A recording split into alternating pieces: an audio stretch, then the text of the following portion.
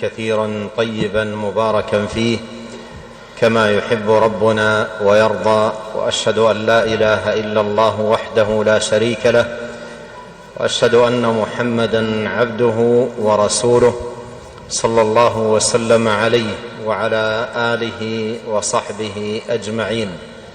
اللهم علمنا ما ينفعنا وانفعنا بما علمتنا وزدنا علما وأصلح لنا شأننا كله ولا تكلنا إلى أنفسنا طرفة عين.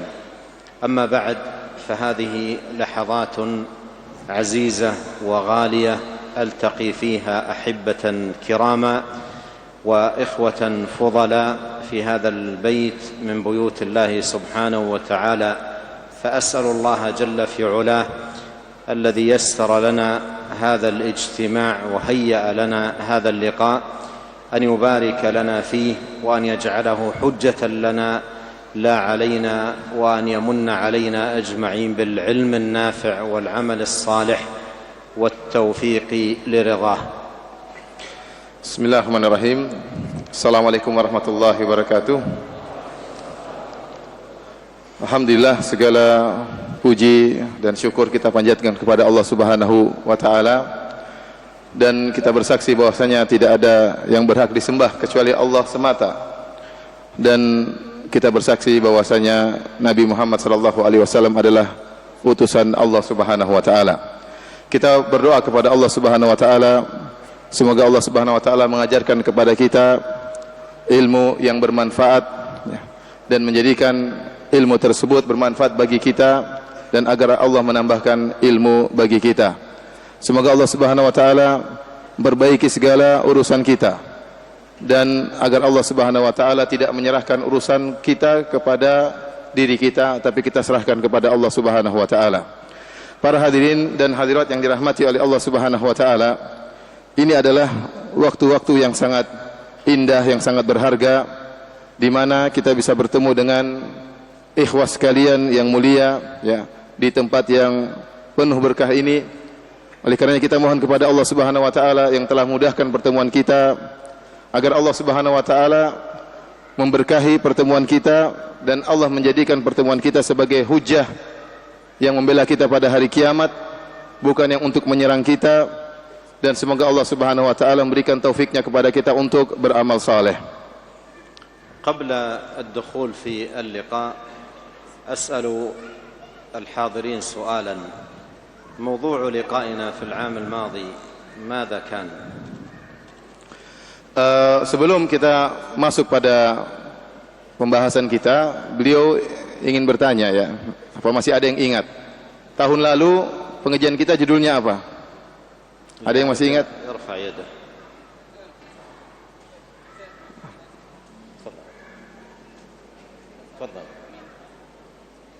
Silakan. Dari mana engkau mengambil akidah? Saudaraku, dari mana engkau mengambil akidah? Baik, sahih. Yaqul ya akhi, min aina ta'khudh masdar aqidatik? Masdar aqidah. Insyaallah.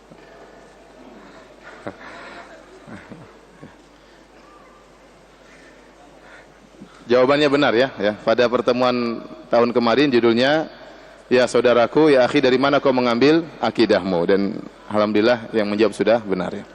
حديثنا معاشر الأحبة في لقائنا هذا عن تزكية النفس، وهذا موضوع مهم للغاية وجدير بالعناية والاهتمام، لأن النفس البشرية شأنها خطير وأمرها عظيم، إما أن تكون نفسا زكية أو تكون نفسا دنية. والعاقل الناصح لنفسه يعمل على العلو بنفسه ورفعتها إلى الصفات العالية الرفيعة التي تزكو بها نفسه وتطيب، ويحذر أشد الحذر من ضد ذلك. ولعظم شأن النفس وكبر خطرها أقسم الله سبحانه وتعالى بآيات عظيمة باهرة ومخلوقات كبيرة جليلة من مخلوقاته سبحانه وتعالى على هذه النفس المفلحة وغير المفلحة. قال الله تعالى: والشمس وضحاها والقمر إذا تلاها والنهار إذا جلاها والليل إذا يغشاها والسماء وما بناها والأرض وما طحاها ونفس وما سواها فألهمها فجورها وتقواها قد أفلح من زكاها وقد خاب من دساها. فأقسم جل وعلا بهذه الآيات العظيمة الجليلة على هذه النفس المفلحة وغير المفلحة. قد أفلح من زكاها أي زكى نفسه، وقد خاب من دساها. وأصل التزكية النماء، تنمية النفس وإصلاحها برفيع الخصال وكريم الآداب وطيب الأعمال. وأصل التدسية في قوله قد خاب من دساها هو إخفاء النفس بغمرها في الدنيئات والحقيرات من الصفات الذميمة والأخلاق المشينة. فجعل الله سبحانه وتعالى النفوس نفسين: نفسا زكية ونفسا دنية. والناصح لنفسه من عباد الله يحرص على معرفة النفس الزكية بصفاتها وأعمالها لتكون نفسه كذلك، وأن يحذر من أن تكون نفسه على خلاف ذلك. نعم. Para hadirin yang dirahmati oleh Allah Subhanahu wa taala, pembahasan kita pada kesempatan kali ini adalah tentang tazkiyatun nafs, tentang pensucian jiwa. Dan ini adalah perkara yang sangat penting. Patut untuk kita memberi perhatian besar tentang permasalahan ini. Karena jiwa manusia ini perkara yang sangat besar, perkara yang sangat agung. Ada dua model jiwa manusia. Ada nafsun zakiyah, yaitu jiwa yang suci, jiwa yang baik. Dan ada nafsun dani'ah, yaitu jiwa yang rendah, ya, jiwa yang hina, jiwa yang terpuruk. Oleh karenanya seorang yang berakal, yang ingin kebaikan bagi dirinya, dia berusaha untuk melakukan amalan-amalan yang bisa meninggikan jiwanya, mengangkat jiwanya kepada derajat yang tinggi, dengan menghiasi dirinya dengan sifat-sifat yang indah. Dengan sifat-sifat tersebut sucilah jiwanya. Dan hendaknya dia berhati-hati dengan sungguh-sungguh kehati-hatian, jangan sampai dia melakukan yang sebaliknya sehingga menjadikan dirinya menjadi diri yang hina, jiwa yang kotor.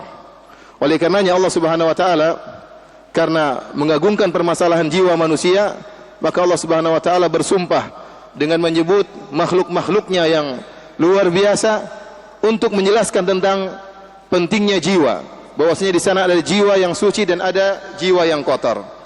Allah Subhanahu wa taala bersumpah dalam Al-Qur'an, wasyamsi wadhuhaha, demi matahari dan demi cahaya yang keluar di waktu duha, wal qamari idza talaha, dan demi rembulan yang mengiringinya, wan nahari idza jallaha, dan demi siang dan penampakannya, wal laili idza yakshaha, demi malam tatkala menutupinya, was samai wa ma banaha, dan demi langit dan pembinaannya, wal ardi wa ma tahaha, dan demi bumi dan penghamparannya, wa nafsi wa ma sawaha, dan demi jiwa dan penyempurnaannya, fa alhamaha fujuraha wa taqwaha, maka Allah mengilhamkan kepada jiwa tersebut kebaikan maupun kefajiran. Qad aflaha man zakkaha. Perhatikan di sini Allah membuka dengan sumpah dengan matahari, rembulan, untuk sampai pada tujuan. Kata Allah Subhanahu wa taala, qad aflaha man zakkaha, sungguh beruntung orang yang mensucikan jiwanya, wa qad khaba man dassaha, dan sungguh merugi orang yang telah mengotori jiwanya. Para hadirin yang dirahmati oleh Allah Subhanahu wa taala, sungguhnya asal dari kata tazkiyah adalah keberkahan, penambahan, kemuliaan. Artinya jiwa tersebut berhias dengan sifat-sifat yang mulia sehingga menjadi suci. Adapun tadzkiyah dari firman Allah, wa qad khaba man dassaha, dan sungguh telah merugi orang yang mengotori jiwanya. Yaitu berasal dari perendahan terhadap jiwa, di mana seorang merendahkan jiwanya dengan menenggelamkan jiwanya dalam hal-hal yang hina, dalam hal-hal yang rendah, sehingga jiwanya pun menjadi rendah. Maka dalam ayat ini Allah Subhanahu wa taala menjadikan jiwa ada dua model. Yang pertama jiwa yang suci, yang kedua jiwa yang kotor. Maka seorang yang berakal, yang ingin kebaikan bagi dirinya, dia berusaha untuk menjadikan jiwanya jiwa yang suci, dan berhati-hati jangan sampai jiwanya menjadi jiwa yang kotor. Yaqulu al-Imam al-Allamah Ibn al-Qayyim rahimahullahu ta'ala, فالنفوس الشريفة لا ترضى من الأشياء إلا بأعلاها وأفضلها وأحمدها عاقبة، والنفوس الدنيئة تحوم حول الدناءات وتقع عليها كما يقع الذباب على الأقدار. فالنفس الشريفة العلية لا ترضى بالظلم ولا بالفواحش ولا بالسرقة والخيانة، لأنها أكبر من ذلك وأجل. والنفس المهينة الحقيرة الخسيسة بالضد من ذلك، فكل نفس تميل إلى ما يناسبها ويشاكلها. انتهى كلامه رحمه الله تعالى من كتابه الفوائد. ولما كانت النفس معاشر الكرام بهذه الخطورة وبهذه الأهمية، كان متأكدا على كل مسلم أن يعنى بنفسه وأن يعمل على تزكيتها. وفي لقائنا هذا أذكر بإذن الله سبحانه وتعالى 10 قواعد مهمة جدا تعين المسلم على تزكية نفسه، وتضع كما يقال النقاط على الحروف، فهي ضوابط مهمة، بل هي من أهم ما يكون في هذا الباب العظيم الخطير. Hadirin dan hadirat yang dirahmati oleh Allah Subhanahu wa taala, Al-Imam Ibnu Al-Qayyim rahimahullahu taala menjelaskan tentang sifat jiwa, baik jiwa yang suci maupun jiwa yang kotor atau jiwa yang rendah. Beliau berkata bahwasanya jiwa yang mulia tidak ridha dari perkara-perkara kecuali dia memilih perkara-perkara yang tinggi, berusaha mencari perkara-perkara yang paling mulia, yang paling terpuji. Sebaliknya adapun jiwa yang rendah, maka dia berusaha berputar sekitar perkara-perkara yang rendah dan hina. Maka dia pun jatuh, jiwa yang rendah tersebut, pada perkara-perkara yang kotor, sebagaimana lalat hanya singgah kepada tempat-tempat yang kotor. Adapun jiwa yang tinggi, jiwa yang mulia, maka dia tidak ridha untuk terjerumus dalam kezaliman, tidak mau untuk terjerumus dalam perbuatan-perbuatan keji, tidak mau terjerumus dalam pencurian, dalam pengkhianatan. Kenapa? Karena jiwa tersebut besar, tidak pantas baginya untuk terjerumus dalam hal-hal yang hina. Adapun jiwa yang rendah, jiwa yang hina, maka perkaranya sebaliknya, dia mencari perkara-perkara yang hina pula. Maka setiap jiwa akan mencari condong kepada perkara yang cocok dengan jiwa tersebut. Kalau dia jiwa yang baik, dia berusaha mencari perkara-perkara yang mulia. Kalau dia jiwa yang buruk, dia mencari perkara-perkara yang buruk. Demikian perkataan Ibnu Qayyim dalam kitabnya Al-Fawaid. Dari sini para hadirin dan hadirat yang dirahmati oleh Allah Subhanahu wa taala, kita tahu bahwasanya perkara jiwa adalah perkara yang sangat penting. Maka hendaknya seorang muslim benar-benar perhatian terhadap jiwanya sendiri. Bagaimana jiwanya bisa menjadi jiwa yang suci, bukan jiwa yang rendah. Maka dia berusaha untuk mensucikan jiwanya sehingga menjadi jiwa yang besar, kemudian berada di tingkat yang mulia. Oleh karenanya, dalam pertemuan kita kali ini, Syekh akan menjelaskan tentang 10 kaidah atau 10 kunci agar kita bisa mensucikan jiwa kita, agar jiwa kita menjadi jiwa yang tinggi, jiwa yang mulia, bukan jiwa yang rendah, jiwa yang kotor dan jiwa yang hina. Maka saya harapkan kepada para hadirin hadirat untuk benar-benar memperhatikan 10 poin tersebut. Al-qa'idatu al-ula, at-tauhid aslu ma tazku bihi an-nufus. Wa kama ya'lam الجميع التوحيد هو أصل الأصول وأساس الدين، بل لا قيام لدين الله جل وعلا إلا على التوحيد. والتوحيد هو الغاية التي خلق الله الخلق لأجلها وأوجدهم لتحقيقها، كما قال الله سبحانه وتعالى: وما خلقت الجن والإنس إلا ليعبدون. قال تعالى: وما أمروا إلا ليعبدوا الله مخلصين له الدين. وهو الغاية التي لأجلها أرسلت الرسل وأنزلت الكتب، ولقد بعثنا في كل أمة رسولا أن اعبدوا الله واجتنبوا الطاغوت. وهي المهمة الأولى للدعاة إلى الله: يا معاذ إنك تأتي قوما أهل كتاب فليكن أول ما تدعوهم إليه شهادة أن لا إله إلا الله، وفي رواية أن يوحدوا الله. Adapun poin yang pertama atau kaidah yang pertama yang terpenting adalah tauhid, ya. Bahwasanya tauhid adalah kunci utama yang menjadikan jiwa menjadi suci, menjadikan jiwa menjadi mulia, menjadikan jiwa menjadi tinggi. Karena kita tahu semuanya bahwasanya tauhid adalah pokok dari segala pokok, ya. Perkara yang penting dari segala perkara yang penting. Dia adalah perkara yang terpenting. Karena tauhidlah maka Allah menciptakan alam semesta. Karena tauhidlah maka Allah menciptakan manusia, ya. Karena tauhidlah Allah menciptakan manusia untuk merealisasikan masalah tauhid, untuk mewujudkan masalah tauhid. Apa kata Allah Subhanahu wa taala? "Wa ma khalaqtul jinna wal insa illa liya'budun." Dan tidaklah aku ciptakan jin dan manusia kecuali untuk mentauhidkan aku, untuk beribadah kepadaku, ya. Allah berfirman, "Wa ma umiru illa liya'budullaha mukhlishina lahuddin."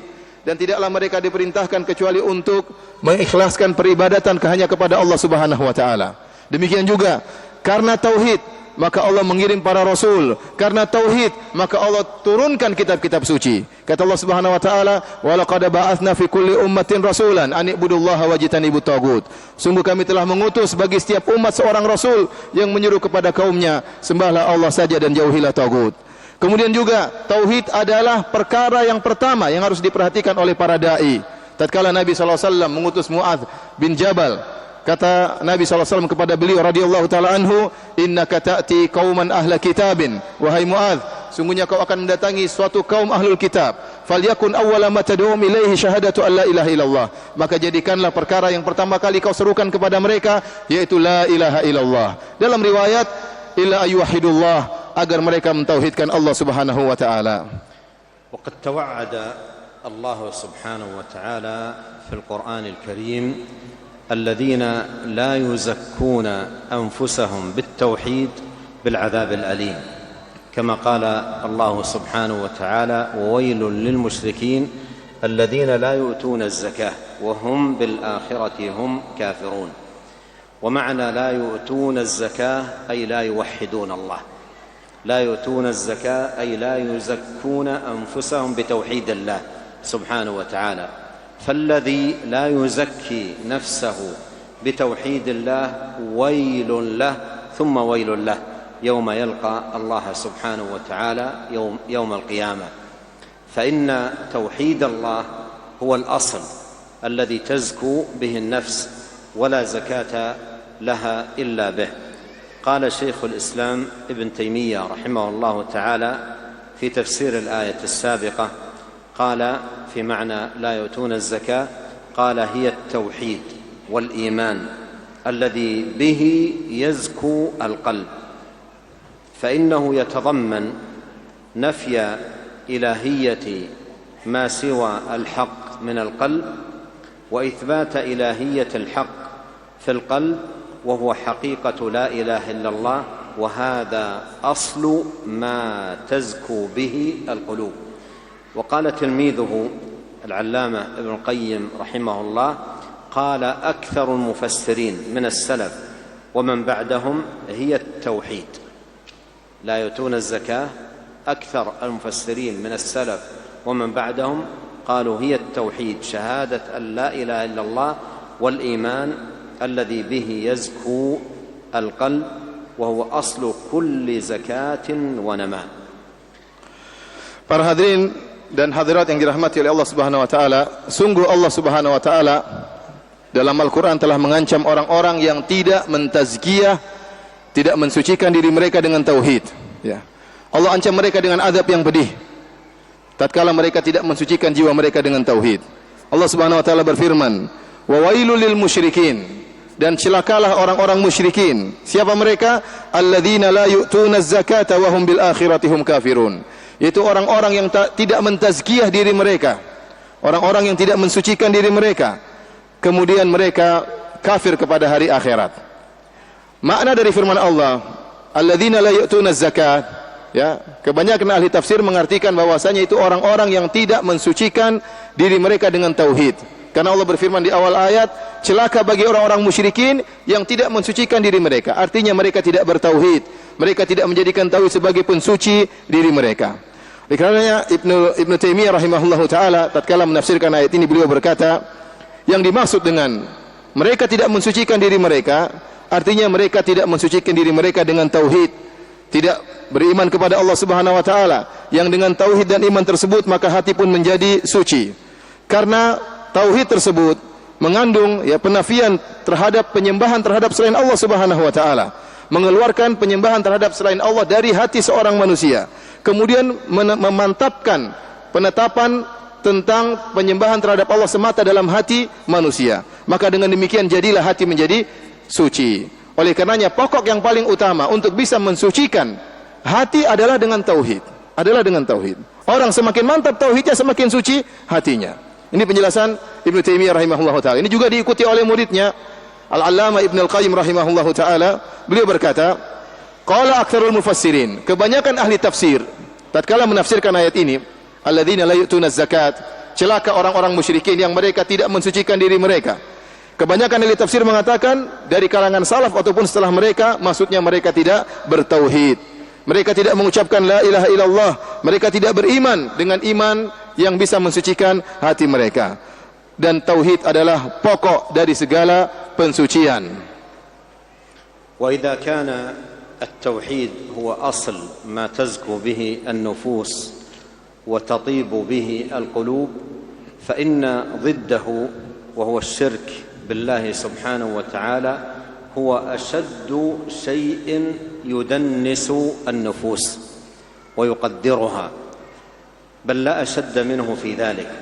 ولهذا إذا وجد الشرك في المرء أحبط عمله كله وأفسده كله، كما قال الله سبحانه وتعالى: ولقد أوحي إليك وإلى الذين من قبلك لئن أشركت ليحبطن عملك ولتكونن من الخاسرين بل الله فاعبد وكن من الشاكرين.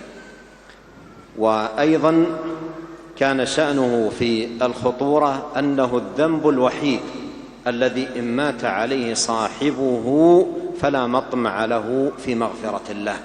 إن الله لا يغفر أن يشرك به ويغفر ما دون ذلك لمن يشاء، ومن يشرك بالله فقد حرم الله عليه الجنة ومأواه النار وما للظالمين من أنصار.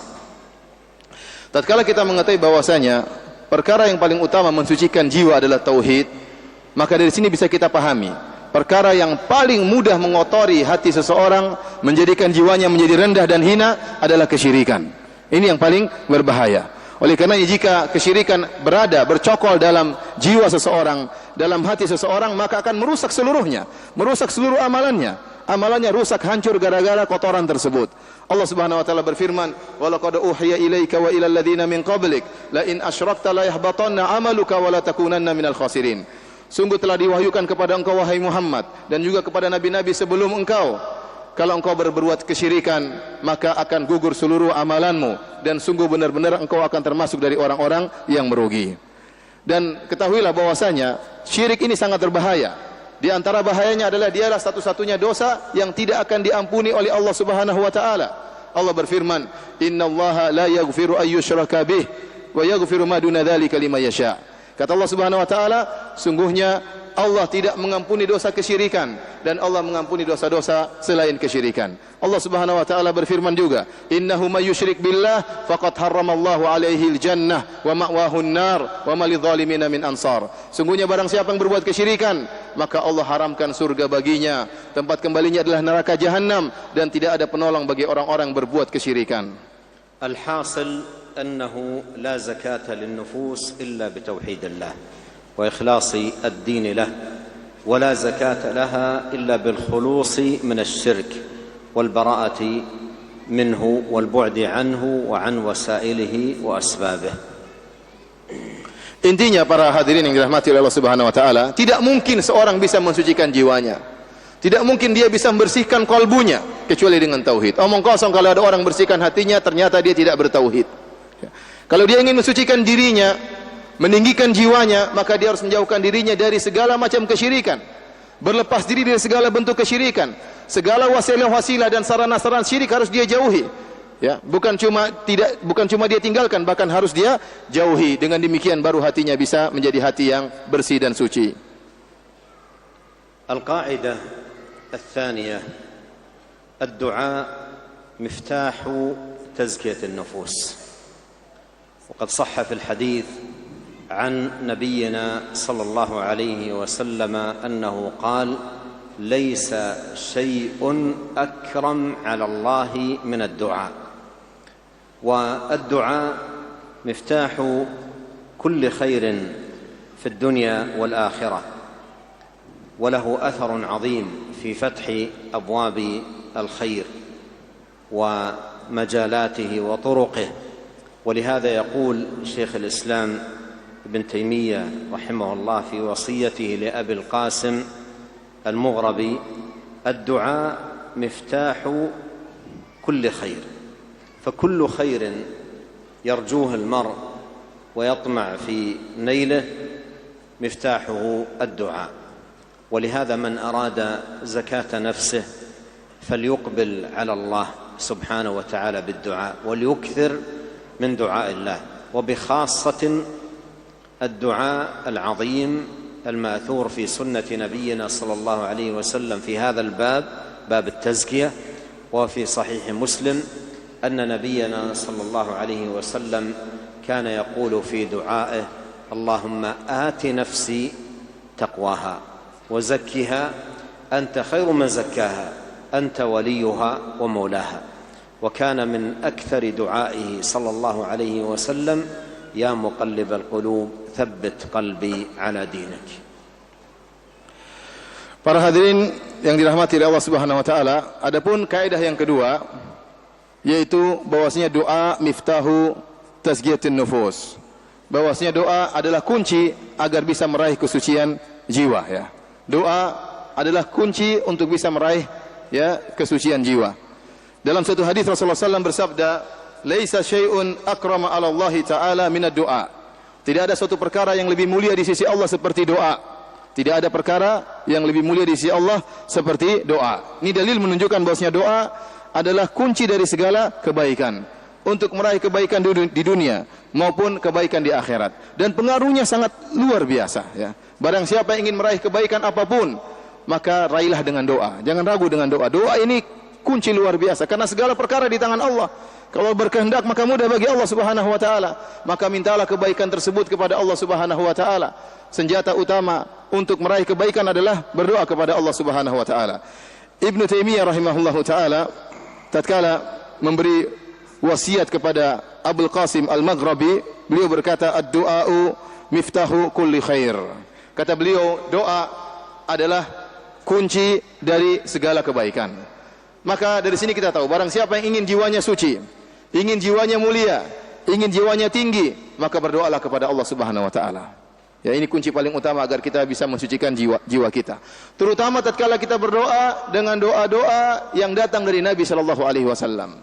Terutama doa-doa yang berkaitan dengan permasalahan ini agar jiwa kita suci. Salah satu doa yang dipanjatkan oleh Nabi sallallahu alaihi wasallam dalam Sahih Muslim, yaitu Rasulullah SAW berdoa: Allahumma ati nufusana, Allahumma ati nafsi taqwaha wa zakkiha anta khairu man zakkaha anta waliyuha wa maulaha. Saya ulangi doanya: Allahumma ati nafsi taqwaha wa zakkiha anta khairu man zakkaha anta waliyuha wa maulaha. Yang artinya, ya Allah, ya, berikanlah, anugerahkanlah kepada jiwaku ketakwaannya. Wa zakkiha, dan sucikanlah jiwaku. Anta khairu man zakkaha, engkau adalah sebaik-baik yang bisa mensucikan jiwaku. Anta waliyuha wa maulaha, engkau adalah penolong jiwaku dan engkau adalah penguasa jiwaku. Ini doa yang terbaik tatkala kita ingin mensucikan jiwa kita. Demikian juga di antara doa yang dipanjatkan oleh Nabi sallallahu alaihi wasallam, ya muqallibal qulub, tsabbit qalbi ala dinik. Wahai pembolak-balik hati manusia, tegakkanlah hatiku di atas agamamu.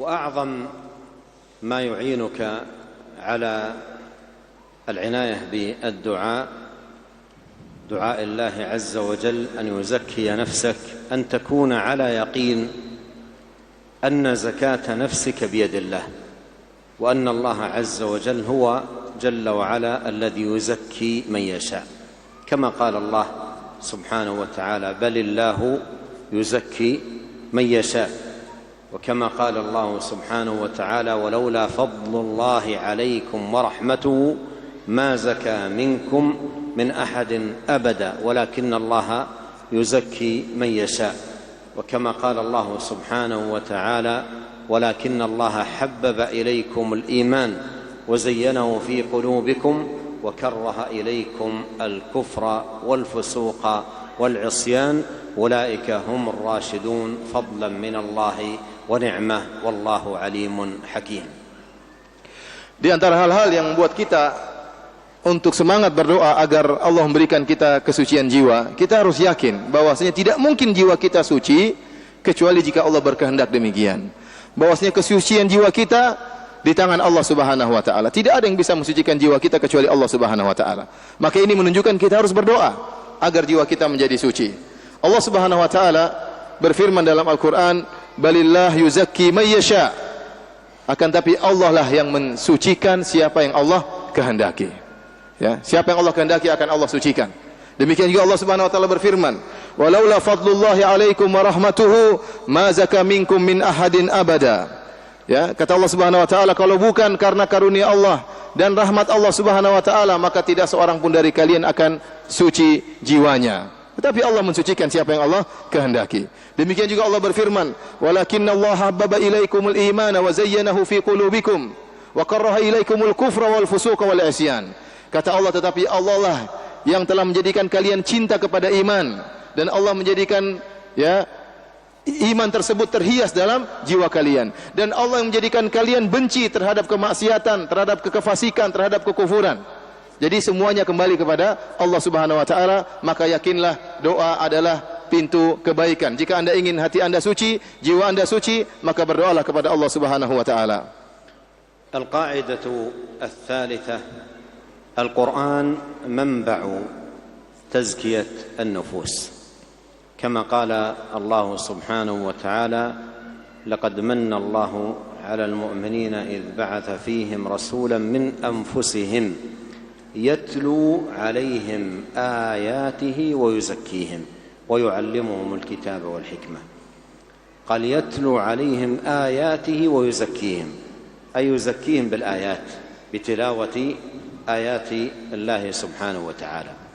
فالقرآن هو كتاب الهداية، إن هذا القرآن يهدي للتي هي أقوم، فلا سبيل إلى الهداية إلى زكاة النفس وصلاحها واستقامتها وشفائها من أسقامها وأمراضها وعللها إلا بالنهل من هذا الكتاب العظيم.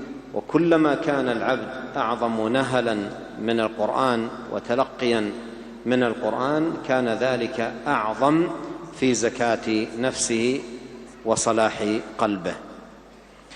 Adapun kaidah yang ketiga, para hadirin yang dirahmati Allah Subhanahu wa taala, bahwasanya Al-Qur'anul Karim manba'ut tazkiyah, ya, wa ma'inuha. Bahwasanya Al-Qur'anul Karim adalah sumber pensucian jiwa, ya. Sumber pensucian jiwa. Sungguhnya Allah Subhanahu wa taala berfirman, "Wa laqad manna Allahu 'alal mu'minin idz ba'atha fihim rasulan min anfusihim yatlu 'alaihim ayatihi." Sungguh Allah telah memberi anugerah kepada kaum mukminin tatkala Allah mengirim kepada mereka seorang rasul dari diri-diri mereka, yatlu 'alaihim ayatihi. Yang rasul tersebut membaca ayat-ayat Allah Subhanahu wa taala, membaca Al-Qur'an. Wa yuzakkihim, dan rasul tersebut mensucikan mereka. Wa yu'allimuhumul kitaba wal hikmah, dan mengajarkan kepada mereka Alkitab dan Al-Hikmah. Perhatikan dalam ayat ini, Allah Subhanahu wa taala berfirman, di antara fungsi Rasul tersebut, yatlu alaihim ayatihi. Rasul tersebut yaitu Muhammad sallallahu alaihi wasallam membacakan kepada mereka ayat-ayatnya yaitu Al-Qur'anul Karim. Wa yuzakkihim, dengan ayat-ayat tersebut maka Rasul tadi mensucikan jiwa-jiwa mereka. Oleh karenanya ya, faktor utama untuk bisa mensucikan jiwa, menjadikan jiwa ini mulia adalah dengan Al-Qur'an. Allah Subhanahu wa taala berfirman, "Inna hadzal Qur'an yahdi lillati hi aqwam." Sungguhnya Al-Qur'an ini memberi petunjuk kepada yang paling lurus, yang terbaik. Maka tidak mungkin seorang bisa membersihkan jiwanya dari berbagai macam kotoran jiwa, dari berbagai macam penyakit-penyakit hati, kecuali dengan Al-Qur'an. Semakin seorang banyak membaca Al-Qur'an, semakin seorang banyak mengambil faedah dari Al-Qur'an, maka semakin suci jiwanya, semakin bersih hatinya dari berbagai macam-macam kotoran-kotoran hati, dan semakin tinggi jiwanya pula. ولتزكو نفس المرء بالقرآن لا بد أن يحقق ما دل عليه قول الله سبحانه وتعالى الذين آتيناهم الكتاب يتلونه حق تلاوته. لا بد من تحقيق هذا المعنى، يتلونه حق تلاوته. أما القراءة المجردة التي لا يكون فيها تحقيق هذا المعنى الذي دلت عليه هذه الآية لا يحصل به المرء هذا المطلب العظيم. قال الذين آتيناهم الكتاب يتلونه حق تلاوته. وقد قرر أهل العلم في كتب التفسير من الصحابة ومن اتبعهم بإحسان أن تلاوة القرآن حق التلاوة تكون بأمور ثلاثة: بالقراءة والحفظ، والأمر الثاني التدبر والفهم للمعاني، والأمر الثالث العمل والتطبيق. فإذا كان المرء معتنيا بالقرآن قراءة وتدبرا وعملا بالقرآن كان من التالين للقرآن حق التلاوة. ولهذا ينبغي أن يعلم أن العمل بالقرآن نفسه يعد تلاوة للقرآن. ليست تلاوة القرآن مجرد القراءة، بل العمل بالقرآن يعد تلاوة للقرآن، لأن أصل التلاوة الاتباع. ومنه قول الله تعالى والقمر إذا تلاها أي تبعها. فلا يكون المرء تاليا للقرآن حق التلاوة إلا إذا عمل بالقرآن واهتدى بهدايات هذا الكتاب العظيم. Dan agar seorang jiwanya menjadi suci dengan Al-Quran, maka dia harus mengamalkan firman Allah Subhanahu wa taala. Jadi pertanyaan, bagaimana cara kita mensucikan jiwa kita dengan Al-Quran? Caranya, wujudkan firman Allah, alladzina atainahumul kitaba yatlunahu haqqa tilawatih. Allah berfirman, dan orang-orang yang kami berikan kepada mereka Alkitab, dan mereka membacanya, bertilawah dengan benar-benar tilawah. Banyak orang tatkala mendengar kalimat tilawah disangka artinya membaca. Ini perlu diluruskan ya. Jadi firman Allah, alladzina atainahumul kitaba yatlunahu haqqa tilawati. Dan orang-orang yang kami berikan kepada mereka Alkitab, dan mereka bertilawah Alkitab tersebut dengan tilawah yang sesungguhnya. Apa yang dimaksud dengan tilawah di sini ya? Para ahli, para ulama ya, terutama dalam buku-buku tafsir yang menjelaskan tentang tafsiran para sahabat, para tabi'in, mereka menjelaskan makna tilawah itu bukan hanya sekedar membacanya saja. Ya, sebagaimana dipahami oleh banyak orang, namanya tilawahnya sekedar membaca. Padahal tidak. Namanya tilawah secara bahasa Arab asalnya artinya adalah mengikuti. Asalnya artinya mengikuti. Seperti firman Allah Subhanahu wa taala, "Wal qamari idza talaha." Demi rembulan yang mentilawahnya. Maksudnya demi rembulan yang mengikuti matahari. Jadi tilawah dalam bahasa Arab artinya adalah ittiba, mengikuti. Oleh karena yang dimaksud dengan tilawah Al-Quran pada hakikatnya bukan sekedar membaca, tetapi mengumpulkan 3 perkara. Yang pertama adalah membacanya, ya, tentu dengan baca dengan baik. Yang kedua adalah mentadaburinya, memahami maknanya. Yang ketiga mengamalkannya. Maka seorang baru bisa jiwanya menjadi suci, bukan hanya sekedar membaca. Dia berusaha pelajari isi Al-Quran tersebut, dan yang paling penting dia berusaha untuk mengamalkannya. Maka barang siapa yang telah mengamalkan Al-Quran, berarti dia telah benar-benar tilawah terhadap Al-Quran tersebut, dan semakin suci jiwanya. Al-Qa'idah الرابعة في هذا الباب، باب تزكية النفوس، اتخاذ الأسوة والقدوة. فإن من أراد أن يزكي نفسه لا بد أن يتخذ لنفسه أسوة يقتدي به. وقد قال الله سبحانه وتعالى: لقد كان لكم في رسول الله أسوة حسنة لمن كان يرجو الله واليوم الآخر. قال الحافظ ابن كثير رحمه الله تعالى: هذه الآية الكريمة أصل كبير في التأسي بالرسول صلى الله عليه وسلم في أقواله وأفعاله وأحواله. Adapun kaidah yang keempat, yaitu mencari teladan yang benar. Mencari teladan yang benar. Dalam hal ini adalah kita menjadikan Rasulullah SAW sebagai teladan, karena dia adalah orang yang paling sempurna dalam mensucikan jiwanya. Maka kita meniru bagaimana cara Nabi SAW mensucikan jiwanya. Jangan sampai salah dalam mengambil contoh untuk mensucikan jiwa. Allah Subhanahu wa taala berfirman, "Laqad kana lakum fi Rasulillahi uswatun hasanah liman kana yarjullaha wal yawmal akhir." Sungguh bagi kalian ada teladan yang terbaik pada jiwa Rasulullah sallallahu alaihi wasallam, yaitu bagi orang yang mengharapkan Allah Subhanahu wa taala hari akhirat. Ibnu Katsir rahimahullahu taala tatkala mengomentari ayat ini, beliau berkata, ini adalah ayat yang mulia, ya. Ayat mulia ini merupakan pokok yang besar dalam sebagai dalil untuk bertaasi, untuk berteladan kepada Rasulullah sallallahu alaihi wasallam dalam perkataannya, dalam perbuatan-perbuatannya, dan dalam segala kondisi beliau sallallahu alaihi wasallam. نعم، لا يمكن أن تزكو النفوس وتطيب إلا باتباع الرسول عليه الصلاة والسلام والسير على منهاجه القويم. قال الله تعالى: قل إن كنتم تحبون الله فاتبعوني يحببكم الله ويغفر لكم ذنوبكم والله غفور رحيم. قال الحسن البصري رحمه الله: زعم قوم قالوا إنا نحب ربنا حبا شديدا، فأنزل الله قوله: قل إن كنتم تحبون الله فاتبعوني يحببكم الله. فالعلامة الصادقة على صدق المحبة هي اتباع الرسول عليه الصلاة والسلام والسير على منهاجه.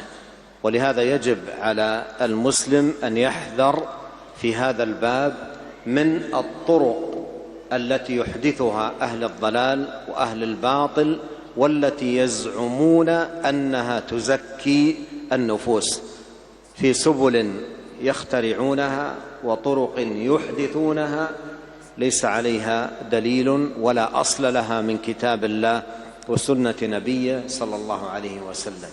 فكل ما أحدثه الناس من طرق يزعم أنها تفضي إلى زكاة النفس فهي في الحقيقة لا تفضي إلى ذلك، وإنما الذي تنال به زكاة النفوس هو اتباع الرسول صلى الله عليه وسلم.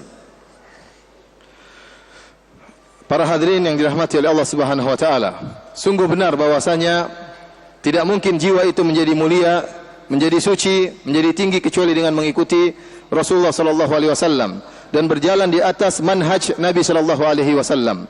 Allah berfirman, "Qul in kuntum tuhibbunallaha fattabi'uni yuhibbukumullah."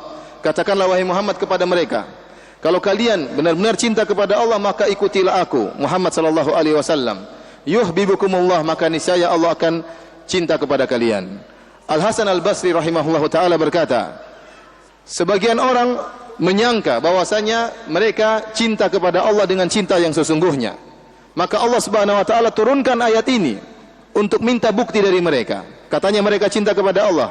Maka Allah mengatakan, in kuntum tuhibbunallah. Katakan kepada mereka, jika kalian memang cinta kepada Allah, fattabi'uni, maka ikutilah aku, Muhammad sallallahu alaihi wasallam.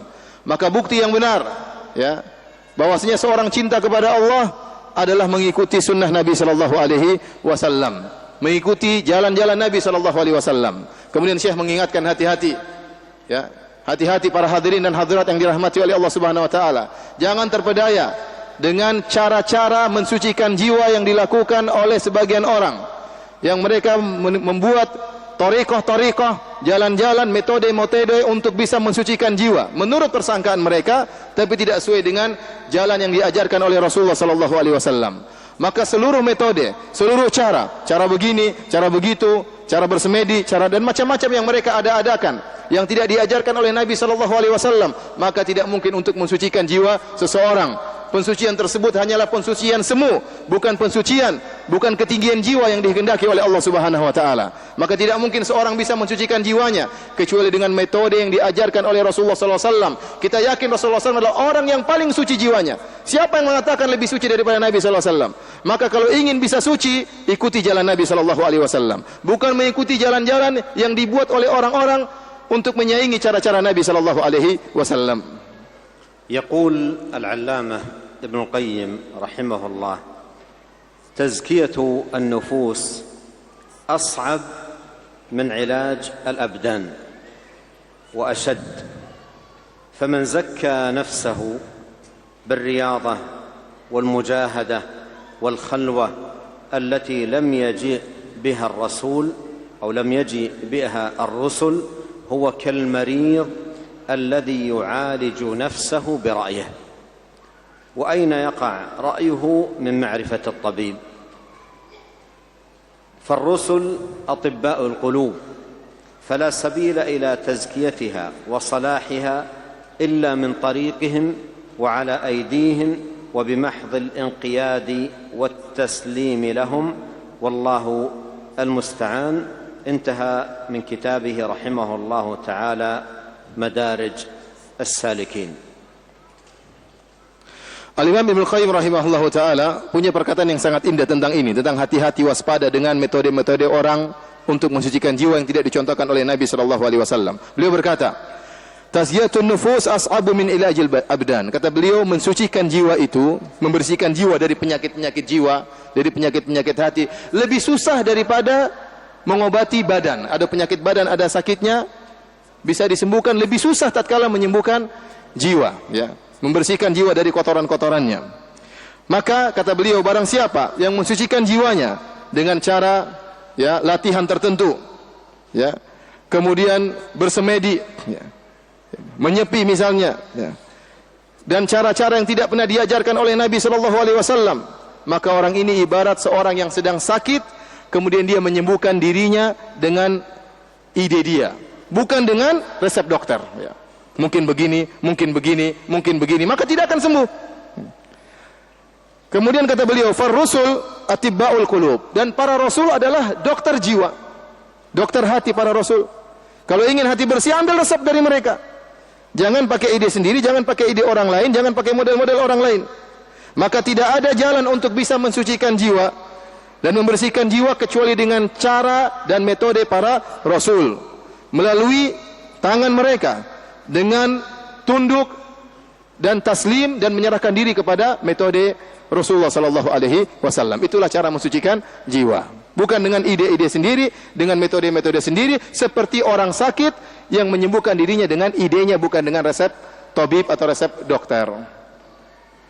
القاعدة الخامسة أن تزكية النفوس تخلية وتحلية، والتخلية قبل التحلية. لا بد في تزكية النفوس من هذين الأمرين: تخلية القلوب أي تنقيتها وتطهيرها من كل ما يشينها من الصفات الذميمة والخصال القبيحة، ثم من بعد ذلك تحلية القلوب أي بالفضائل والأعمال الصالحة الزاكية الطيبة. قال الله سبحانه وتعالى: خذ من أموالهم صدقة تطهرهم وتزكيهم بها وصل عليهم فإن صلاتك سكن لهم. تطهرهم وتزكيهم، جمع بين الأمرين، التطهير والتزكية. التطهير التنقية والنظافة والنزاهة والنقاء، والتزكية عمارة القلب وملؤه بالخيرات والطاعات والأعمال الزاكيات. Kaidah yang kelima yaitu takhliyah qabla tahliyah. Untuk mensucikan jiwa yang dilakukan adalah pembersihan, setelah itu baru penghiasan. Jiwa dibersihkan terlebih dahulu, kemudian dihiasi. Itu maksudnya dari takhliyah, ya, pembersihan sebelum pensucian. Ya. Jadi yang dimaksud dengan takhliyah yaitu membersihkan jiwa dari sifat-sifat yang rendah, dari sifat-sifat yang tercela, dari sifat-sifat yang hina, dari berbagai macam kemaksiatan. Itu namanya takhliyah, mensucikan jiwa. Setelah itu baru kemudian tahliyah, menghiasi jiwa. Menghiasi jiwa dengan apa? Dengan sifat-sifat yang mulia, dengan akhlak-akhlak yang mulia, dengan amalan-amalan hati yang mulia. Allah Subhanahu wa taala berfirman, "Khudz min amwalihim shadaqatan tutahhiruhum wa tuzakkihim biha wa shalli 'alaihim." Kata Allah, ambillah sebagian sedekah dari sebagian harta mereka. Tutahhiruhum. Dengan demikian kau akan mensucikan mereka, engkau akan membersihkan mereka, wa tuzakkihim biha, dan kau akan mensucikan mereka. Di sini Allah mengatakan tutahhiruhum wa tuzakkihim biha. Engkau membersihkan dan mensucikan mereka. Inilah membersihkan maksudnya apa? Dari kotoran-kotoran, itulah takhliyah. Kemudian mensucikan itulah tahliyah, menjadikan jiwa terhiaskan dengan perkara-perkara yang indah. Adapun mensucikan adalah dengan ketaatan kepada Allah dan mentakhliyah dengan menjauhkan diri dari berbagai macam kemaksiatan. La budda liman arada tazkiyata nafsihi an yatuba min adh-dhunub wa an yuqli' anha lianna adh-dhunuba tufsid al-qulub wa tahjubu anha nur al-hidayah. ولهذا جاء في الحديث الصحيح عن نبينا عليه الصلاة والسلام أنه قال إن العبد إذا أذنب ذنبا نكت في قلبه نكتة سوداء فإذا أقلع صقل. إذا لابد من في هذا المقام، مقام تزكية النفس، أن يتوب من الذنب، لأن الذنب يفسد القلب من جهة ويحجب عنه نور الهداية من جهة أخرى. فإذا أقلع عن الذنب صقل، أصبح يرى النور ويرى الهداية ويرى الخير.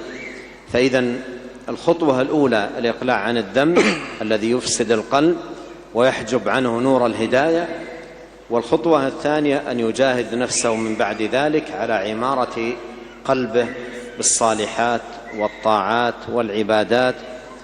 والله يقول والذين جاهدوا فينا لنهدينهم سبلنا وإن الله لمع المحسنين. Dari sini kita ketahui bahwasanya orang yang ingin mensucikan jiwanya, menjadikan jiwanya tinggi, menjadikan jiwanya mulia, maka dia harus bertobat kepada Allah Subhanahu wa taala. Kenapa? Kita sudah sepakat tadi untuk mensucikan jiwa harus takhliyah qabla tahliyah. Pembersihan dahulu, kotoran-kotoran dihilangkan. Setelah kotoran-kotoran dihilangkan baru kita hias dengan keindahan-keindahan. Maka pertama kali, langkah pertama agar kita bisa mensucikan jiwa kita adalah dengan bertobat kepada Allah Subhanahu wa taala dari dosa-dosa yang kita lakukan. Kenapa para hadirin? Karena dosa-dosa ya merusak hati seseorang, merusak jiwa seseorang, mengotori, menajiskan hati seseorang. Ini pertama, dia merusak jiwa seorang. Yang kedua, dia menghalangi cahaya hidayah dari Allah Subhanahu wa taala. Ada hidayah yang masuk, enggak bisa masuk. Ya. Ada petunjuk yang masuk dalam jiwanya, enggak bisa masuk. Kenapa? Ada dosa yang menghalanginya. Hatinya masih penuh dengan dosa sehingga hidayah, sebab-sebab hidayah tidak bisa masuk ke dalam jiwanya. Dan ini sudah diisyaratkan oleh Nabi SAW dalam satu hadis.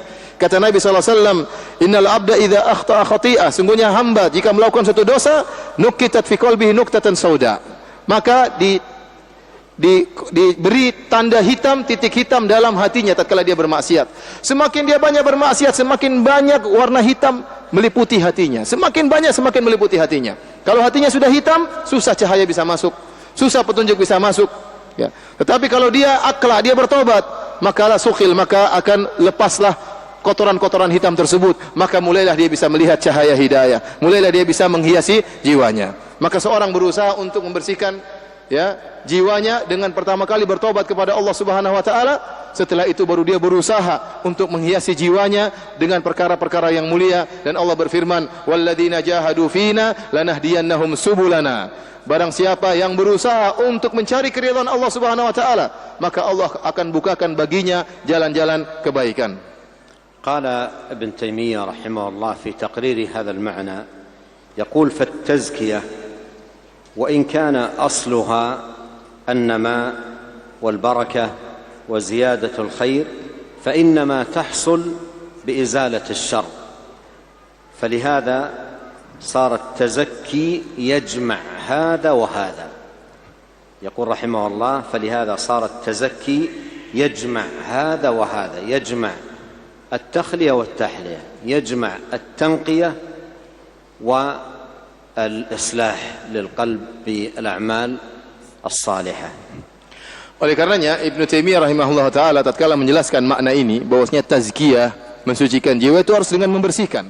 Kata beliau, meskipun secara bahasa tazkiyah itu artinya perkembangan, pertambahan, artinya menanamkan keindahan-keindahan dalam jiwa, tetapi ini tidak mungkin bisa diwujudkan kecuali dengan menghilangkan keburukan-keburukan.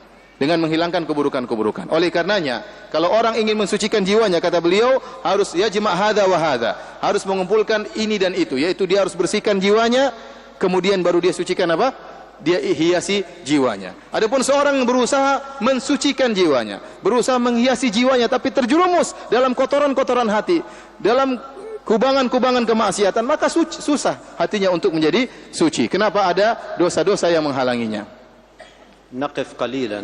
مر معنا الآن 5 قواعد.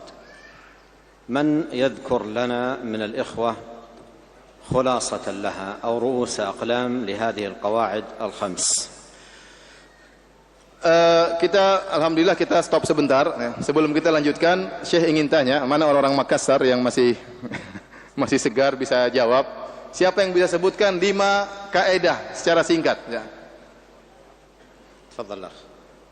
Yang mana? Nah. Silakan. Ya, silakan. Yang pertama tauhid, yang kedua berdoa kepada Allah. Yang ketiga dengan Al-Qur'an, yang keempat apa? Yang kelima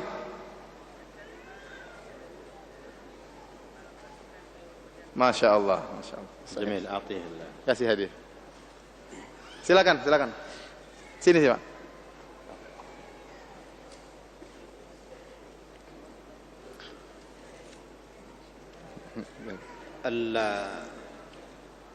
ذكرنا في آخر قاعدة كلمة لابن تيمية رحمه الله مختصرة. من الإخوة كتبها بالعربية؟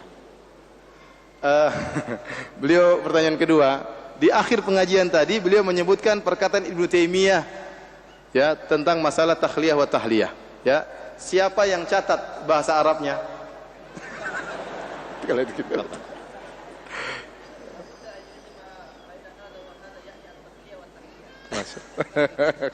خلاص هذه خلاصة كلامه. ماشي مقبول. Silakan sini, silakan. Masya Allah. Tidak sama persis tapi dibenarkan sajalah.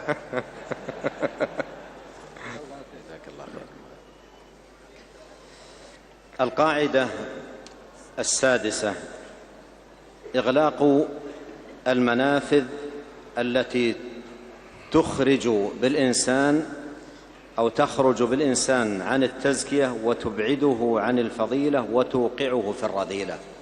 هذا باب مهم جدا أو قاعدة مهمة جدا في تزكية النفس، أن يغلق الإنسان المنافذ. والمرء ما دام سائرا إلى الله عز وجل طالبا زكاة نفسه ونجاتها، سيجد في طريقه منافذ كثيرة جدا تخرجه عن زكاة نفسه.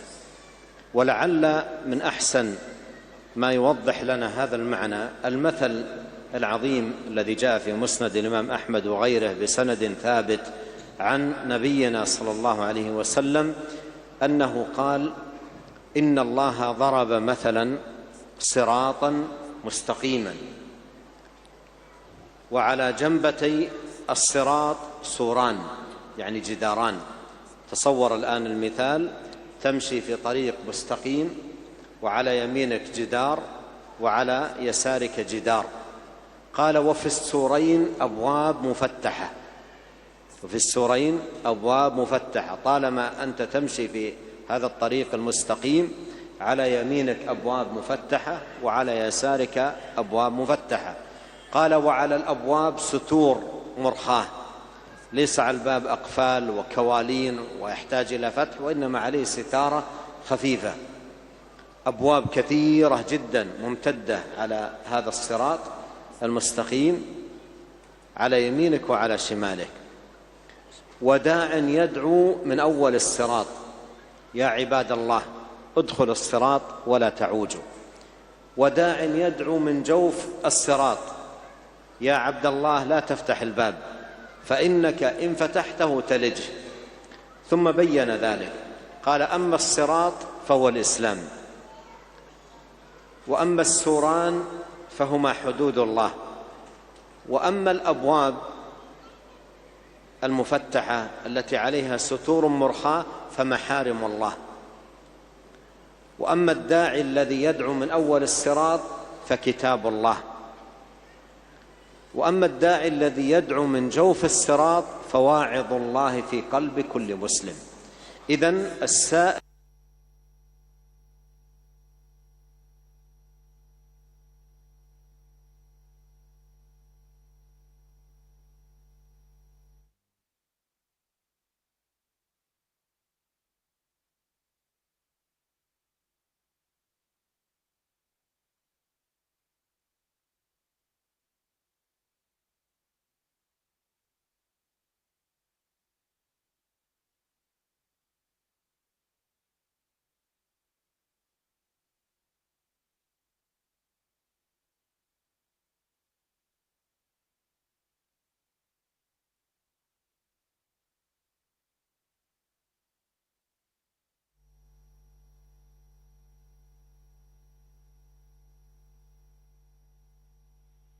Para hadirin dan hadirat yang dirahmati oleh Allah Subhanahu wa taala, kaidah berikutnya kaidah yang sangat penting ya, terutama di zaman kita sekarang ini, yaitu kaidah untuk mensucikan jiwa adalah mengunci seluruh jendela-jendela atau sarana-sarana yang bisa mengeluarkan seorang dari jalan pensucian jiwanya ya. Ya, segala sarana-sarana, wasilah-wasilah, pintu-pintu, jendela-jendela kunci. Jangan sampai dia nengok, jangan sampai dia masuk. Sungguhnya ini adalah kaidah yang sangat agung, yang sangat penting bagi kita semua di zaman ini ya. Karena seorang selama dia berjalan untuk mensucikan jiwanya, ya dia berusaha mensucikan jiwanya, dia pasti mendapati banyak godaan-godaan yang ingin mengeluarkan dia dari jalan yang lurus, ingin mengotori jiwanya, ingin merusak hatinya. Banyak sekali godaan-godaan. Di sana banyak sarana-sarana, wasilah-wasilah, jendela-jendela terbuka, pintu-pintu terbuka yang merayu dia agar dia masuk dalam pintu-pintu tersebut. Dalam jendela, untuk menengok di jendela-jendela tersebut, sehingga akhirnya dia pun ya tersesat dan menyimpang. Dan ada satu permisalan yang sangat indah yang disampaikan oleh Nabi SAW sebagaimana dalam Musnad Al-Imam Ahmad ya, beliau menjelaskan tentang permasalahan ini ya. Dalam satu hadis ya, kata beliau, Allah Subhanahu wa taala memberikan suatu perumpamaan tentang suatu jalan tariqan mustaqiman, tentang suatu jalan yang lurus. Wa ala jambai sirat, jambatai sirat suran, dan di pinggiran jalan yang lurus tersebut ada dua dinding, dua dinding yang panjang menyusuri jalan yang lurus tersebut. Kemudian di dinding-dinding tersebut, ini jalan, sampingnya ada dinding, semacam pagar. Di dinding tersebut banyak pintu-pintu, kanan dan kiri, pintu-pintu, banyak sekali pintu-pintu. Ya, di dinding-dinding tersebut. Pintu-pintu tersebut terbuka. Pintu-pintu tersebut terbuka. Kemudian di atas pintu-pintu tersebut ada sutur ya, murkhah, yaitu ada semacam kelambu atau semacam kain yang terjulurkan menutupi pintu tersebut. Jadi pintu tersebut tidak terkunci, tidak ada pintunya, bukan pintu kayu. Pintunya terbuka bolong. Yang menutupinya hanya apa? Hanya kain, selembar kain. Mudah untuk dibuka, mudah untuk ditengok, mudah untuk masuk. Kemudian kata Nabi SAW, wa ala babis sirat da'in yaqul ayyuhan nas udkhulus sirat jami'an. Kemudian di depan pintu-pintu tersebut ada yang menyeru, wahai manusia sekalian, jalan terus, jangan tengok kanan kiri, jalan terus. Lewati jalan tersebut. Ya. Jangan kalian berpaling ke kanan atau ke kiri. Kemudian juga ada orang yang menyeru di jalan tersebut, ayo segera jalan terus. Jadi samping kanan ada yang ingatkan, kemudian samping kanan kiri ada yang ingatkan, kemudian di jalan tersebut ada yang mengatakan, ayo jalan terus, jangan telok kanan, jangan tengok kiri. Kemudian tatkala ada seorang hendak membuka pintu tersebut, ada yang ingatkan, celaka engkau. Jangan kau buka lembaran kain tersebut. Jangan kau buka sitar tersebut. Kalau kau buka kau akan masuk. Kalau kau buka kau akan masuk. Ya. Ini perumpamaan yang dibuat oleh Nabi sallallahu alaihi wasallam tentang kaidah ini. Maka kemudian Nabi menjelaskan bahwasanya jalan yang lurus tersebut adalah Islam. Kemudian bahwasanya dua tembok tersebut yang memagari jalan tadi adalah batasan-batasan Allah Subhanahu wa taala. Kemudian pintu-pintu yang terbuka yang penuh dengan godaan tersebut adalah hal-hal yang diharamkan oleh Allah Subhanahu wa taala. Kemudian penyeru yang berada di sejak awal jalan mengatakan jangan masuk, jangan masuk, jangan buka. Itu adalah kitabullah Al-Qur'anul Karim. Kemudian penyeru yang ada di tengah jalan yang mengatakan jalan terus, jangan belok kanan, jangan belok kiri. Itu adalah ya peringatan yang ada dalam hati muslim, mengingatkan setiap muslim agar jangan masuk. المثال الذي ذكرنا قال والداعي الذي من أول الصراط القرآن الكريم هذا يؤكد على المعنى الذي ذكرناه أولا أن منبع التزكية هو القرآن ولا زكاة إلا به.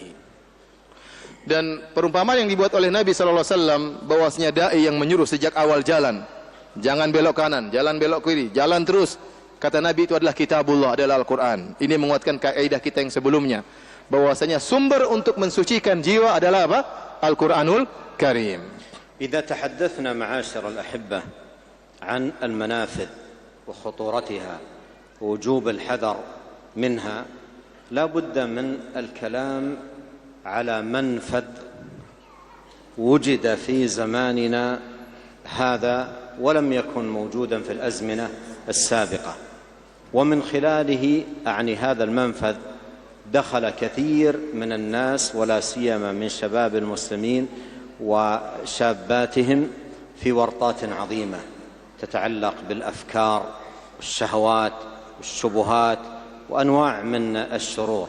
وأعني بالمنفذ هذا الجهاز، هذا منفذ أصبح في زماننا خطير جدا على كثير من الشباب والشابات، وكثير منهم دخلوا من خلاله على أبواب من الشرور التي تمرض القلوب وتبعدها عن التزكية.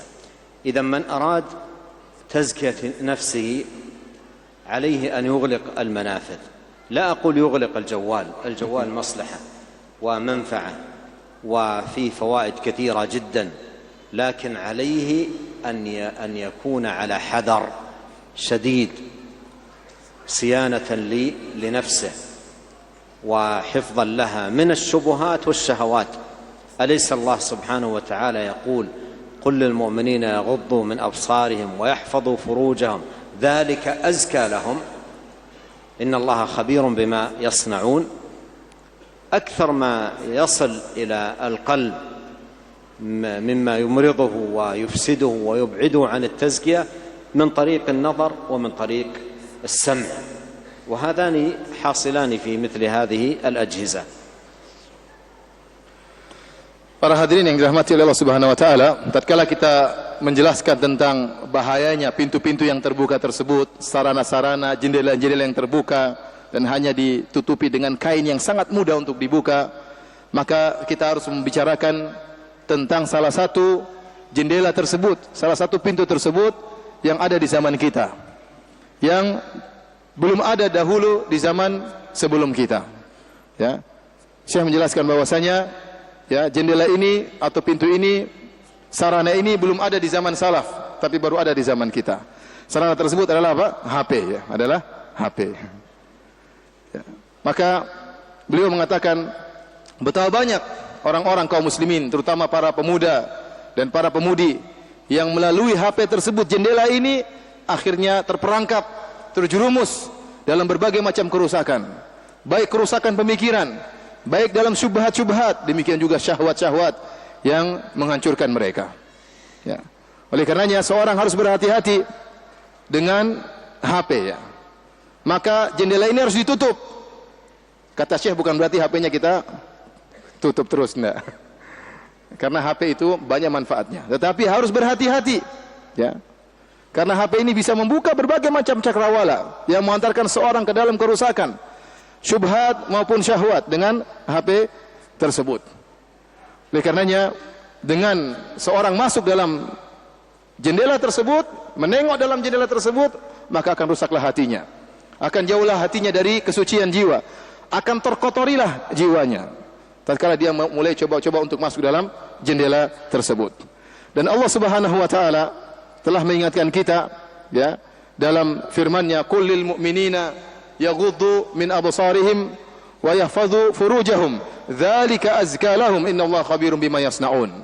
Kata Allah Subhanahu wa taala, katakanlah kepada kaum mukminin agar mereka menundukkan pandangan mereka dan agar mereka menjaga kemaluan mereka. Hal ini azka lahum, lebih mensucikan mereka.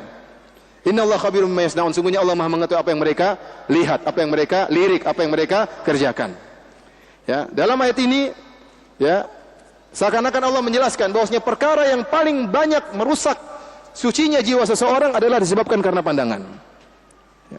Dan dua hal yang paling banyak merusak sucinya jiwa seorang adalah dua, yaitu pandangan dan pendengaran, dan dua-duanya ada pada HP.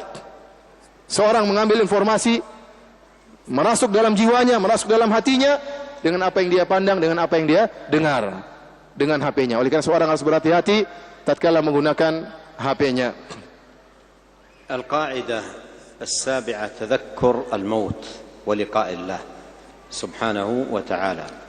والله عز وجل يقول: يا أيها الذين آمنوا اتقوا الله ولتنظر نفس ما قدمت لغد. وهذه الآية تعد أصلا في باب محاسبة النفس. وفي الحديث الصحيح يقول نبينا صلى الله عليه وسلم: أكثر من ذكر هادم اللذات، يعني الموت. الموت هو الفيصل بين الحياة الدنيا والحياة الآخرة. الموت هو الفيصل بين دار العمل ودار الجزاء على العمل. والموت لا يأتي إلا فجأة، ولا تدري نفس ماذا تكسب غدا، ولا تدري نفس بأي أرض تموت. لا يدري المرء متى يموت. قد يكون يؤمل أن يعيش عشرات السنوات وهو سيموت غدا، حتى وإن كان شابا.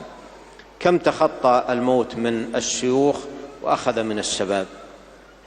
ولهذا ينبغي على المرء أن يكون دائما على ذكر للموت وتذكر للموت، لأن تذكر الموت يعين إعانة عظيمة على تزكية النفس.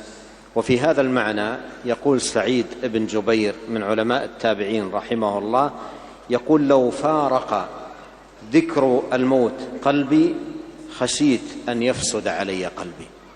لو فارق ذكر الموت قلبي خشيت أن يفسد علي قلبي. Para hadirin dan hadirat yang dirahmati oleh Allah Subhanahu wa taala, adapun kaidah yang ketujuh yaitu mengingat kematian. Mengingat bahwasanya kita semua akan mencapai titik yang sama, yaitu bertemu dengan Allah Subhanahu wa taala. Dan ini, ya, Allah ingatkan hal ini dalam banyak ayat. Di antaranya Allah berfirman, "Ya ayyuhalladzina amanu taqullaha wal tanzur nafsum ma qaddamat lighad." Wahai orang-orang yang beriman, bertakwalah kalian kepada Allah Subhanahu wa taala.